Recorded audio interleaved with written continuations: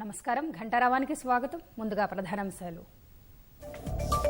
Karvy MD పార్థసారథిని నేడు కస్టడీలోకి తీసుకోనున్న ED. Money laundering వ్యవహారంపై విచారణ.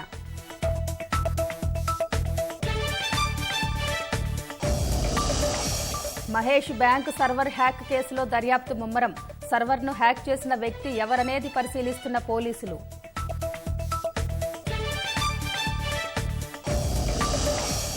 కృష్ణా గోదావరి బోర్డుల చైర్మన్లతో నేడు కేంద్రం భేటీ. గెజిట్ అమలు పురోగతి, ప్రాజెక్టుల నిర్వహణపై చర్చ.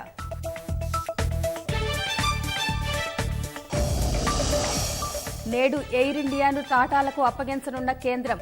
69 ఏళ్ల తర్వాత తిరిగి మాతృ సంస్థకు చేరిక.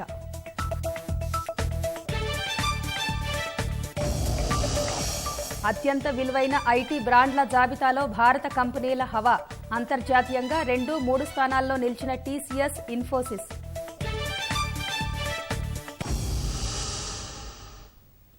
కార్వి ఎండీ పార్థసారథిని ఎన్ఫోర్స్మెంట్ డైరెక్టరేట్ అధికారులు నేడు కస్టడీలోకి తీసుకోనున్నారు.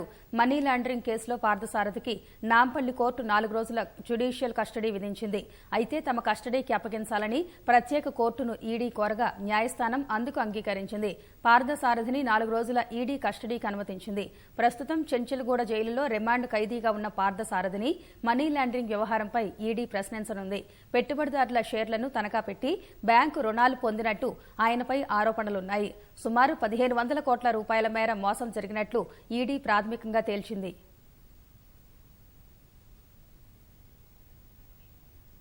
మహేష్ బ్యాంకు సర్వర్ హ్యాక్ కేసులో పోలీసులు దర్యాప్తు ముమ్మరం చేశారు. సర్వర్ను హ్యాక్ చేసిన వ్యక్తి ఎవరనేది పరిశీలిస్తున్నారు. గతంలోనూ 2 బ్యాంకుల సర్వర్లు హ్యాకింగ్ కు గురయ్యాయి. ఆ 2 బ్యాంకులతో పాటు మహేష్ బ్యాంకుకు ఒకే సంస్థ సాఫ్ట్వేర్ అందించనున్నట్లు పోలీసులు గుర్తించారు. బ్యాంకుల హ్యాకింగ్ లో సారూప్యత ఉండడంతో ఆ కోణంలో పోలీసులు దర్యాప్తు చేస్తున్నారు. ఒక్కరే హ్యాక్ చేశారా అనే కోణంలోనూ పోలీసులు శోధిస్తున్నారు. గతేడాది మహేష్ బ్యాంకు కూకట్పల్లి శాఖలో ఖాతా తెరిచిన నిందితులు సర్వర్ హ్యాక్ చేసి సంబంధిత ఖాతాలో 50 లక్షలు వేశారు. బషీర్బాగ్ శాఖలో ముంబైకి చెందిన ఓ మహిళ సేవింగ్ ఖాతా తెరిచి అందులో 7 కోట్లు బదిలీ చేసినట్టు గుర్తించారు. అయితే ఈ హ్యాకింగ్ వ్యవహారం ఢిల్లీ కేంద్రంగా సాగినట్టు అనుమానిస్తున్నారు.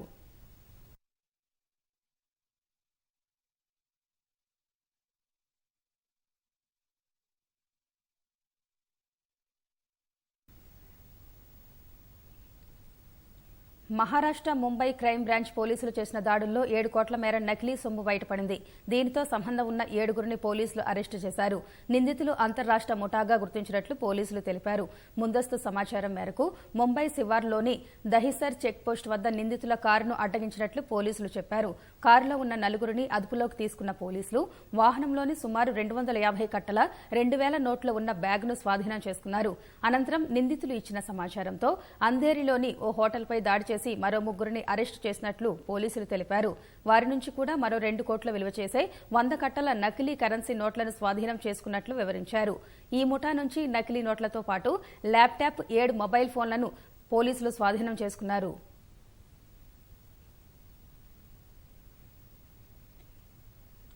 ఆంధ్రప్రదేశ్ నుంచి మహారాష్ట్ర, కర్ణాటకకు గంజాయి తరలించడానికి సంగారెడ్డి జిల్లా కొన్నేళ్లుగా గేట్వేగా మారింది. సంగారెడ్డి ప్రాంతం పొరుగు రాష్ట్రాలతో సరిహద్దు కలిగి ఉండటంతో స్మగ్లర్లు డంపింగ్ పాయింట్గా ఉపయోగించుకుంటున్నారు. ప్రత్యేక నిఘా పెట్టిన పోలీసులు తరచూ 100 కిలోల గంజాయి స్వాధీనం చేసుకుంటున్నారు. పుష్ప సినిమాలో ఎర్రచందనం స్మగ్లర్లకు ఏమాత్రం తీసిపోని రీతిలో గంజాయి రవాణాదారులు వేస్తున్న ఎత్తులను చిత్తు చేస్తున్నారు. సంగారెడ్డి జిల్లా ఒకప్పుడు గంజాయి సాగుకు చిరునామాగా ఉండేది. సరైన రవాణా సౌకర్యాలు లేని నారాయణఖేడ్ ప్రాంతంలోని మారుమూల గ్రామాల్లో పండించేవారు. స్థానిక గిరిజనులు, పేద రైతులకు డబ్బు ఆశ చూపి అక్రమార్కులు గంజాయి సాగు చేయించేవారు. వీరికి కొంతమంది స్థానిక రాజకీయ నాయకుల అండదండలు సైతం ఉండటంతో ఎలాంటి ఆటంకం లేకుండా సాగు చేసేవారు. మారిన పరిస్థితుల దృష్ట్యా ఈ ప్రాంతంలో సాగు దాదాపు ఆగిపోయింది.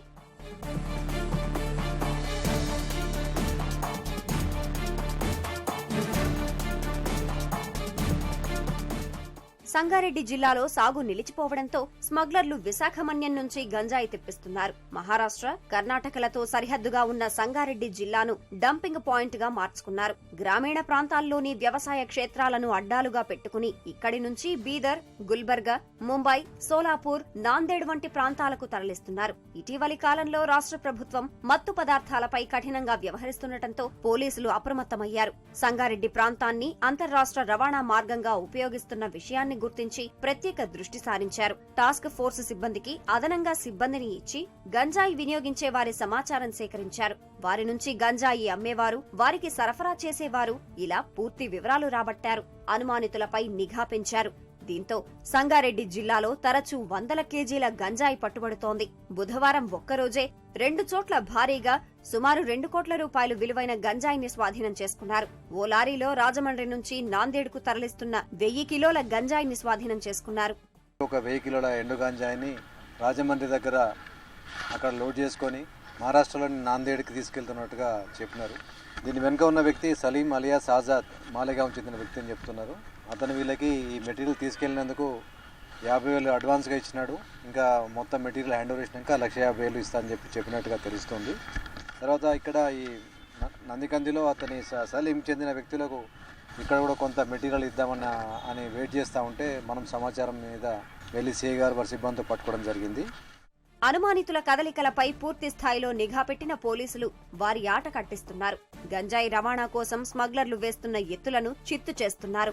నెల రోజుల క్రితం లారీలో ఇనుప తుక్కు కింద దాచి తరలిస్తున్న 10 టన్నుల గంజాయిని స్వాధీనం చేసుకున్నారు. తాజాగా ఓ ట్రక్కులో కింది భాగంలో రహస్యంగా క్యాబిన్ ఏర్పాటు చేసి తరలిస్తున్న గంజాయిని సైతం గుర్తించారు. వ్యాపారులపై పీడీ యాక్ట్ కింద కేసులు సైతం నమోదు చేస్తున్నారు.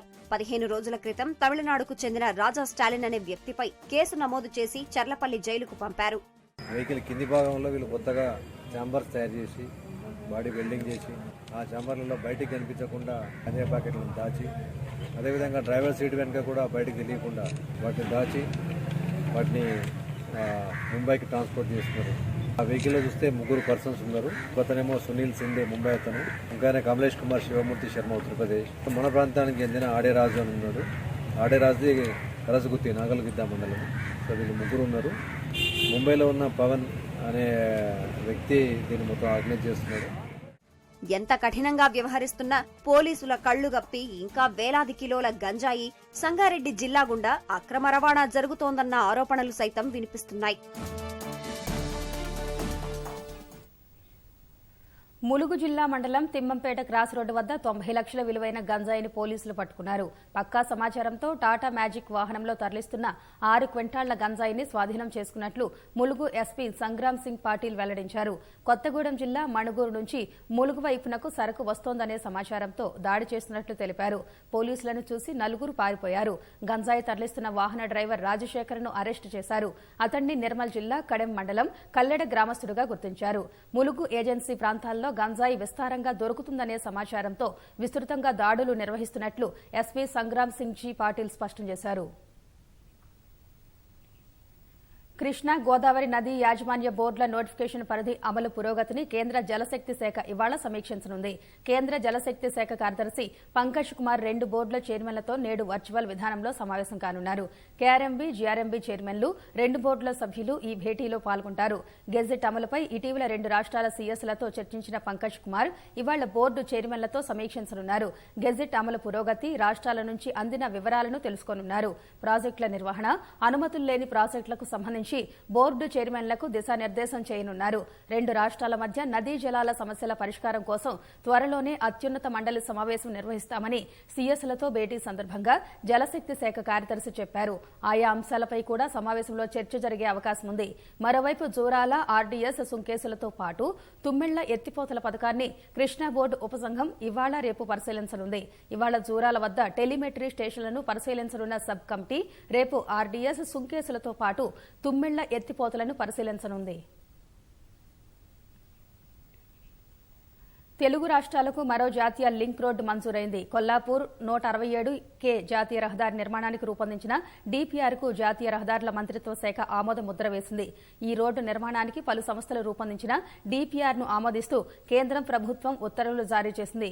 ఫలితంగా అధికారులు రోడ్డు నిర్మాణానికి త్వరలోనే టెండర్లు పిలిచే అవకాశం ఉంది. ఈ రహదారి నిర్మాణంతో హైదరాబాద్ తిరుపతి మధ్య దూరం తగ్గడమే కాకుండా ఎన్నో ఏళ్ల నుంచి ఎదురు చూస్తున్న సోమశిల వంతెన నిర్మాణం కూడా పూర్తి కానుంది. ఈ జాతీయ రహదారి నిర్మాణం నాగర్ కర్నూలు జిల్లా కల్వకుర్తి సమీపంలోని కొట్రా జంక్షన్ నుంచి ప్రారంభం కానుంది. కల్వకుర్తి, తాడూరు, నాగర్ కర్నూలు, కొల్లాపూర్ ప్రాంతాల్లో బైపాస్ రోడ్లు నిర్మించనున్నారు. కర్నూలు జిల్లా ఎర్రమఠం, మసిలిమాడ్, ఆత్మకూర్, వెలుగోడు, నంద్యాల వరకు బైపాస్ రోడ్ల నిర్మాణాలు చేపట్టనున్నట్లు కేంద్రం ఉత్తర్వులలో పేర్కొంది. ఆదిలాబాద్లో ఐటీ కంపెనీ పెట్టేందుకు ముందుకొచ్చిన ఎన్డీబీఎస్ ఇండియా సంస్థను ఐటీ శాఖ మంత్రి కేటీఆర్ అభినందించారు. హైదరాబాద్లో కాకుండా రాష్ట్రంలోని ద్వితీయ శ్రేణి పట్టణాల్లోనూ ఐటీ కంపెనీల స్థాపనకు ప్రభుత్వం కృషి చేస్తుందని తెలిపారు. ఆదిలాబాద్లో ఐటీ కంపెనీ పెట్టేందుకు ఎన్డీబీఎస్ ఇండియా ముందుకు రావడం కీలక అడుగుగా కేటీఆర్ అభివర్ణించారు. హైదరాబాద్లో తనను కలిసిన ఎన్డీబీఎస్ ఇండియా సీఈఓ ఎండీ సంజయ్ దేశ్ పాండేను సాదరంగా స్వాగతించారు. మాజీ మంత్రి జోగు రామన్న ఆయన వెంట ఉన్నారు.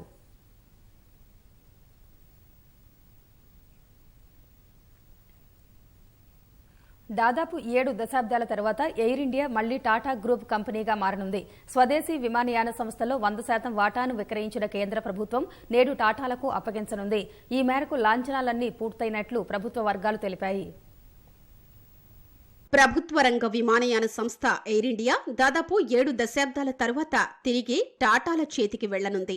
అప్పుల ఊబిలో కూరుకుపోయిన ఎయిర్ ఇండియాలో 100% వాటా విక్రయానికి ప్రభుత్వం బిడ్డింగ్ నిర్వహించింది. టాటా అనుబంధ సంస్థ టాలెస్ ప్రైవేట్ లిమిటెడ్ అత్యధికంగా 18,000 కోట్లకు బిడ్డింగ్ వేసి ఎయిర్ ఇండియాను తిరిగి దక్కించుకుంది. విక్రయ ఒప్పందానికి గతేడాది అక్టోబర్ 8న ఆమోదం తెలిపిన కేంద్రం ఆ తర్వాత 3 రోజులకు అంగీకారం తెలుపుతూ లెటర్ ఆఫ్ ఇంటెంట్ జారీ చేసింది. అక్టోబర్ 25న విక్రయం ఒప్పందంపై సంతకం చేసిన కేంద్రం టాటాలకు అప్పగించేందుకు లాంఛనాలన్నీ పూర్తి చేసింది.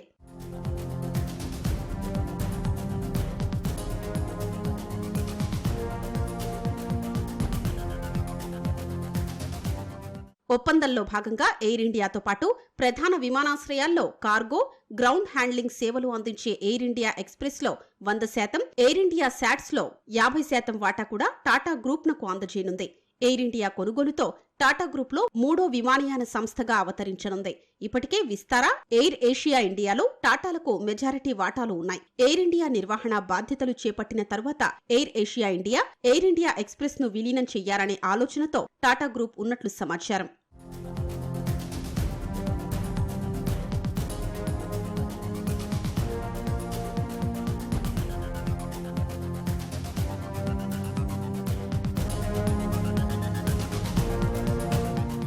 ఈ కొనుగోలు ఒప్పందం ద్వారా దాదాపు 7 దశాబ్దాల తరువాత ఎయిర్ ఇండియా మళ్లీ టాటా గ్రూప్ ఆధీనంలోకి వెళ్లనుంది.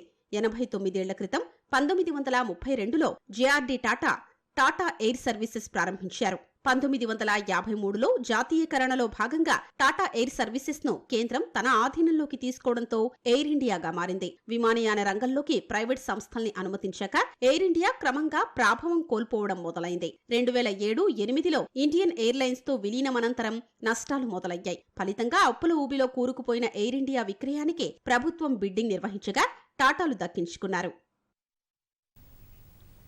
కనీస భద్రత, నాణ్యత ప్రమాణాల సాధనే లక్ష్యంగా డ్రోన్ల ధృవీకరణ పథకంపై పౌర విమానయాన మంత్రిత్వ శాఖ కీలక సూచనలు చేసింది. ఇకపై డ్రోన్కు ధ్రువపత్రం కావాలని దరఖాస్తు చేసుకునేవారు డ్రోన్కు సంబంధించిన పూర్తి వివరాలను సమర్పించాలని ఆదేశించింది. డ్రోన్ బరువు, వేగం, పరిధి, మన్నిక, డ్రోన్ను వెనక్కి రప్పించే యంత్రాంగం, తయారీలో వాడిన సామాగ్రి వివరాలన్నీ అందించాల్సిందేనని కేంద్రం స్పష్టం చేసింది. డ్రోన్లకు ధృవీకరణను సులభంగా, త్వరగా, పారదర్శకంగా అనుమతులు ఇచ్చేందుకు ఈ ఆదేశాలు దోహదపడతాయని పేర్కొంది. దిగుమతిదారులకు విడి భాగాలను తెచ్చి ఒకటిగా మార్చేవారికి తాజా ఆదేశాలు వర్తిస్తాయని పౌర విమానయాన శాఖ వెల్లడించింది. అంతర్జాతీయంగా అత్యంత విలువైన ఐటీ బ్రాండ్ల జాబితా తొలి 3 స్థానాల్లో 2 భారత్కు చెందినవే ఉన్నాయి. అమెరికాకు చెందిన అత్యంత ప్రతిష్టాత్మక కంపెనీ ఐబీఎంను కూడా దిగ్గజ సంస్థలు వెనక్కి నెట్టాయి. టాటా కన్సల్టెన్సీ సర్వీసెస్, ఇన్ఫోసిస్ వరుసగా 2-3 స్థానాల్లో నిలిచాయి. ప్రపంచంలోనే అత్యంత విలువైన పటిష్టమైన ఐటీ సేవల సంస్థగా వరుసగా 4వ ఏడాది కూడా యాక్సెంచర్ తొలి స్థానాన్ని నిలబెట్టుకుంది. ఏటా కంపెనీల బ్రాండ్ విలువను అంచనా వేసే బ్రాండ్ ఫైనాన్స్ నివేదిక విడుదల చేసింది. కంపెనీల మొత్తం బ్రాండ్ విలువతో పాటు ఈ విషయంలో సంస్థల మధ్య అంతరాన్ని బ్రాండ్ ఫైనాన్స్ అంచనా వేస్తుంది. పెట్టుబడులు, వినియోగదారులు, సిబ్బంది సంతృప్తి, కార్పొరేట్ వర్గాల్లో కీర్తి, భవిష్యత్తు రెవెన్యూ అంచనాలు, బ్రాండ్ పటిష్టత తదితర అంశాలను పరిగణనలోకి తీసుకుని కంపెనీల బ్రాండ్ విలువను అంచనా వేస్తుంది. అగ్రశ్రేణి 25 బ్రాండ్ల జాబితాలో విప్రో 7వ స్థానం, హెచ్సిఎల్ 8, టెక్ మహీంద్రా 15, ఎల్టీఐ 22వ స్థానంలో నిలిచాయి. ఇవన్నీ ప్రపంచంలో అత్యంత వేగంగా వృద్ధి చెందుతున్న ఐటీ కంపెనీల టాప్ 10 జాబితాలో నిలిచాయి. బ్రాండ్ ఫైనాన్స్ విడుదల చేసిన గ్లోబల్ 500 నివేదిక ప్రకారం ప్రపంచంలోనే అత్యంత వేగంగా వృద్ధి చెందుతున్న ఐటీ బ్రాండ్ గా విప్రో నిలిచింది. అన్ని రంగాల్లో కలిపి అత్యంత వేగంగా వృద్ధి చెందుతున్న 25 కంపెనీల జాబితాలోనూ విప్రోకు చోటు దక్కింది. ఇన్ఫోసిస్ బ్రాండ్ విలువలో వార్షిక ప్రాతిపదికన 52% వృద్ధి నమోదైంది. ఈ సంస్థ ర్యాంకు ఏకంగా 56 స్థానాలు ఎగబాకటం విశేషం. వినియోగదారుల హితం, పరిస్థితులకు అనుగుణంగా మారేందుకు చేస్తున్న కృషి, నిర్ణయాల ఫలితమే బ్రాండ్ విలువలో వృద్ధి అని ఇన్ఫోసిస్ ఓ ప్రకటనలో వెల్లడించింది. Tata Sons chairman N Chandrasekaran కు పద్మభూషణ్ ప్రకటించిన మరుసటి రోజే టీసీఎస్ 2 అత్యంత విలువైన బ్రాండ్ గా గుర్తింపు సాధించింది. భారత్ లో టాప్ సీఈఓగా ఆయన నిలిచినట్లు బ్రాండ్ గార్జియన్షిప్ ఇండెక్స్ వెల్లడించింది. ప్రపంచ వ్యాప్తంగా టాప్ 250 సీఈఓల్లో చంద్రశేఖరన్ 25వ స్థానంలో నిలిచారు. టీసీఎస్ బ్రాండ్ విలువను $16.8 బిలియన్ అంచనా వేశారు. 12 నెలల్లో ఆ కంపెనీ 12.5% వృద్ధి కనబరిచింది. ప్రపంచ వ్యాప్తంగా అత్యంత గుర్తింపు పొందిన భారత బ్రాండ్ గా టీసీఎస్ నిలిచింది. New York city marathon, London marathon, Toronto marathon, jaguar, TCS racing వంటి ప్రతిష్టాత్మక క్రీడా కార్యక్రమాలకు స్పాన్సర్ గా ఈ ఘనత సాధించింది. దక్షిణాసియా ప్రాంతంలో అత్యంత విలువైన తొలి 100 బ్రాండ్లలో టాటా గ్రూప్ మాత్రమే స్థానం దక్కించుకుంది. 2021లో కంపెనీ అంచనాలకు మించి రాణించింది. టాటా గ్రూప్ ఆధ్వర్యంలోని నమోదిత 20 సంస్థల మార్కెట్ విలువ 70 నమోదిత ప్రభుత్వ రంగ సంస్థల విలువ కంటే ఎక్కువగా ఉంది. అన్ని రంగాల్లో కలిపి చూస్తే ప్రపంచంలోనే అత్యంత విలువైన కంపెనీగా యాపిల్ నిలిచింది. దీని బ్రాండ్ విలువ $355 బిలియన్. ప్రపంచంలో అత్యంత వేగంగా వృద్ధి చెందుతున్న బ్రాండ్ టిక్ టాక్. దీని విలువ ఒక్క ఏడాదిలోనే 215% ఎగబాకింది. రంగాల వారీగా చూస్తే టెక్నాలజీ రంగం అత్యంత విలువైనది కాగా ఆ తర్వాతి స్థానంలో రిటైల్ రంగం నిలిచింది. వ్యాక్సిన్ల తయారీ, కోవిడ్ ఔషధాల తయారీ నేపథ్యంలో అత్యంత వేగంగా వృద్ధి చెందుతున్న రంగంగా ఫార్మా నిలిచింది. కరోనా సంక్షోభంతో పర్యాటక రంగం విలువ కోవిడ్ మునుపటి స్థాయి కంటే దిగజారింది. బ్రాండ్ విలువ పరంగా ప్రకటించిన ర్యాంకింగ్లలో 3/2 కంపెనీలు అమెరికా, చైనాకు చెందినవే ఉన్నాయి. ఈ విషయంలో భారత్ అత్యంత వేగంగా వృద్ధి చెందుతున్న దేశంగా నిలిచింది. వీచాట్ ప్రపంచంలోనే అత్యంత దృఢమైన బ్రాండ్ గా నిలిచింది. వరుసగా 2వ ఏడాది ఈ ఘనత సాధించింది. ప్రపంచ top 250 సీఈఓల్లో Microsoft CEO Satya Nadella తొలి స్థానంలో నిలిచారు. ఫార్మా రంగంలో అత్యంత వేగంగా వృద్ధి చెందుతున్న బ్రాండ్ గా ఆస్ట్రాజెనికా, ఆ తర్వాతి స్థానంలో ఫైజర్ నిలిచింది.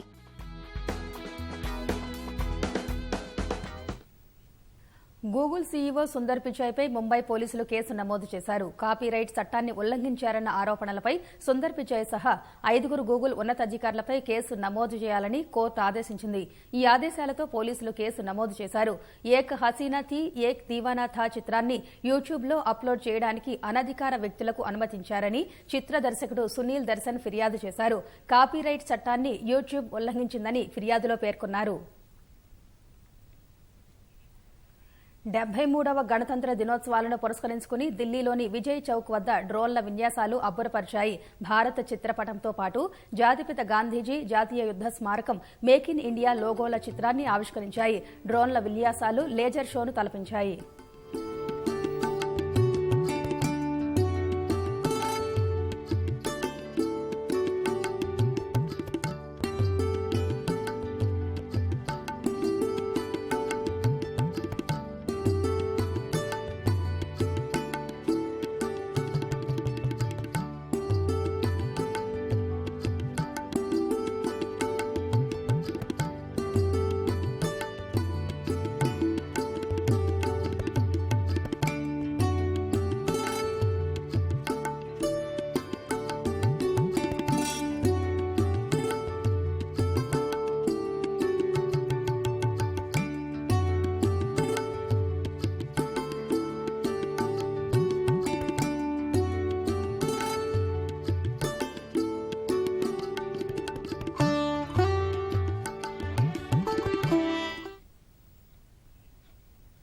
గుండె నిండా దేశభక్తి, ఆటో నిండా జాతీయ జెండాలతో ముస్తాబు చేసిన ఈ వ్యక్తి పేరు మహమ్మద్ అమానుల్లా.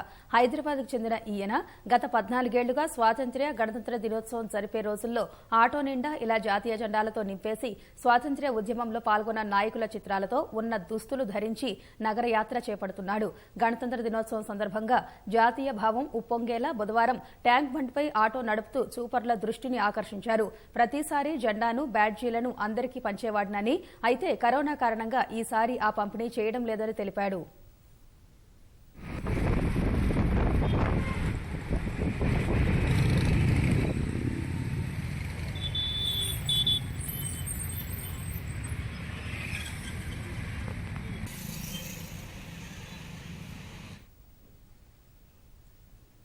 రోజురోజుకు పెరిగిపోతున్న ట్రాఫిక్ కష్టాలు, వర్షాలు, రహదారి మరమ్మతుల వంటి సందర్భాల్లో స్తంభిస్తున్న రాకపోకలు ఇవన్నీ వాహనదారుల సహనానికి పరీక్ష పెడుతున్నాయి. మరి ఈ చిక్కులు లేకుండా రోడ్డుపై వెళుతున్న కారుతోనే ఆకాశంలో ఎగిరిపోతే వినడానికి ఆశ్చర్యంగా ఉన్నా ఇది త్వరలో నిజం కాబోతోంది. హాలీవుడ్ సినిమాను తలపించేలా భూమిపైన దూసుకుపోతూ ఆకాశంలో ప్రయాణించే కార్ల కల సాకారం దిశగా కీలక అడుగుపడింది. ఎగిరే కారుకు ఎయిర్ వర్తినెస్ సర్టిఫికేట్ జారీ చేస్తూ స్లోవేకియా ప్రభుత్వం నిర్ణయం తీసుకుంది. మీరు ప్రయాణిస్తున్న కారు 2 నిమిషాల్లో విమానంగా మారిపోతే, గంటకు 300 కిలోమీటర్ల వేగంతో 8000 అడుగుల ఎత్తున దూసుకుపోతే, గగనంలో ఆగకుండా 1000 కిలోమీటర్లు ప్రయాణించి గమ్యం చేరిస్తే, ఇదేదో హాలీవుడ్ సినిమా అనుకుంటున్నారా? కాదు, సాకారమవుతోన్న నిజం. స్లోవేకియా రాజధాని బ్రాటిస్లావాలోని అంతర్జాతీయ విమానాశ్రయంలో ఎగిరే కారు విషయంలో కీలక ముందడుగు పడింది. గంటకు 300 కిలోమీటర్ల వేగంతో 8000 అడుగుల కంటే ఎక్కువ ఎత్తులో దూసుకెళ్లే సామర్థ్యం గల ఎగిరే కారుకు ఎయిర్ వర్తినెస్ సర్టిఫికేట్ జారీ చేస్తూ స్లోవేకియా ప్రభుత్వం నిర్ణయం తీసుకుంది. 70 గంటల పాటు టెస్ట్ ఫ్లైట్, 200 సార్లుకు పైగా ల్యాండింగ్, టేకాఫ్ల తర్వాత ఎయిర్ వర్తినెస్ సర్టిఫికేట్ జారీ చేశారు. 160 హార్స్ పవర్ BMW ఇంజిన్ బిగించిన ఈ ఎగిరే కారు సాధారణ పెట్రోల్తోనే నడుస్తుంది. European aviation safety agency EASA ప్రమాణాలను ఈ ఎగిరే కారు అందుకున్నట్లు తయారీదారులు తెలిపారు. ఈ ఎయిర్ కారు 8200 అడుగుల ఎత్తులో 1000 కిలోమీటర్లు ప్రయాణించగలదని వివరించారు. కారు నుంచి విమానంగా రూపాంతరం చెందడానికి ఈ కారుకు 2 నిమిషాల 15 సెకండ్లు అవసరమవుతుంది.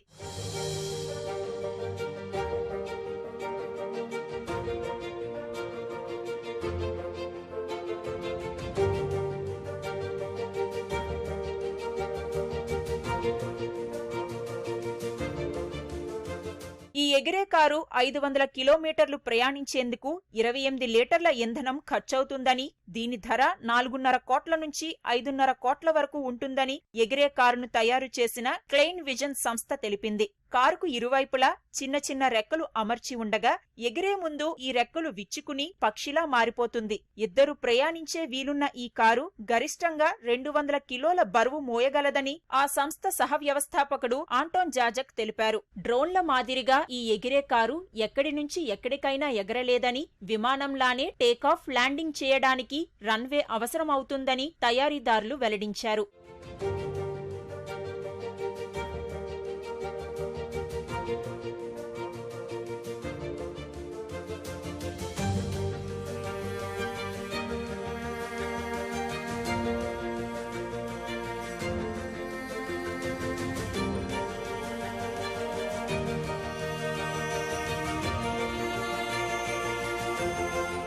ఈ ఎగిరే కారుతో త్వరలోనే లండన్ నుంచి ప్యారిస్కు ప్రయాణించే అవకాశముందని తయారీదారులు తెలిపారు. 2017 నుంచి ఎగిరే కారును క్లెయిన్ విజన్ కంపెనీ అభివృద్ధి చేస్తుండగా దీనికి స్లోవాక్ ట్రాన్స్పోర్ట్ అథారిటీ నుంచి తాజాగా ధృవీకరణ లభించింది. తాను రూపొందించిన ఎయిర్ కారులో ప్రయాణం ఆహ్లాదకరంగా సాగిందని కారును తయారు చేసిన ప్రొఫెసర్ క్లీన్ వివరించారు. ప్రస్తుతం రవాణా సదుపాయాలపై ఉన్న ఒత్తిడి తగ్గించేందుకు ఈ ఆవిష్కరణ ఓ సరికొత్త పరిష్కారంగా మారే అవకాశముందని నిపుణులు అభిప్రాయపడుతున్నారు.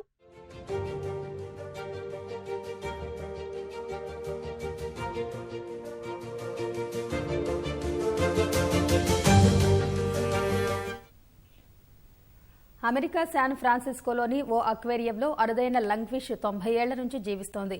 4 అడుగుల పొడవు, 40 పౌండ్ల బరువున్న ఈ చేపను 1938లో ఆస్ట్రేలియా నుంచి అమెరికాకు తీసుకొచ్చారు. అప్పటికే దాని వయసు 6 సంవత్సరాలు. ఈ చేపకు మెతుసెలా అని పేరు పెట్టారు. బైబిల్లో మెతుసెలా అనే వ్యక్తి 969 సంవత్సరాలు జీవించినట్లు ఉంది. ఆ పాత్ర స్ఫూర్తితోనే చేపకు ఈ పేరు పెట్టారు. అయితే ఈ చేప బైబిల్లో మెతుసెలేలా 9 శతాబ్దాలు జీవించకపోయినా 9 దశాబ్దాలుగా జీవిస్తోంది. ప్రపంచంలోని అక్వేరియం చేపల వయసులో ఇదే అత్యధికం. మెతుసెలాకు ముందు మరో ఆస్ట్రేలియన్ లంగ్ఫిష్ చికాగోలోని షెడ్ అక్వేరియంలో జీవించి ఉండేది. అయితే అది 95 ఏళ్ల వయసులో 2017లో చనిపోయింది. మెతుసెలాకు ఇష్టమైన అంజీరా, బెల్లీ రబ్స్ ను ఆహారంగా అందిస్తూ సంరక్షకులు జాగ్రత్తగా చూసుకుంటున్నారు.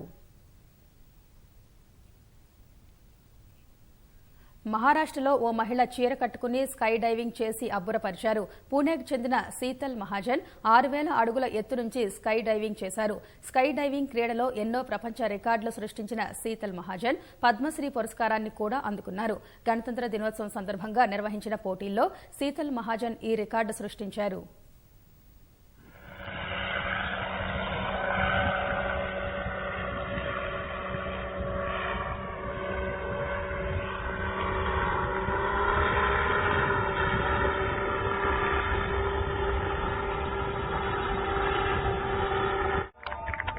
शीतल महाजन आणि अतिशय सुंदर असं लँडिंग झालेलं आहे त्यांचं साडीमध्ये लँड करतायत शीतल महाजन आणि अतिशय सुंदर असं लँडिंग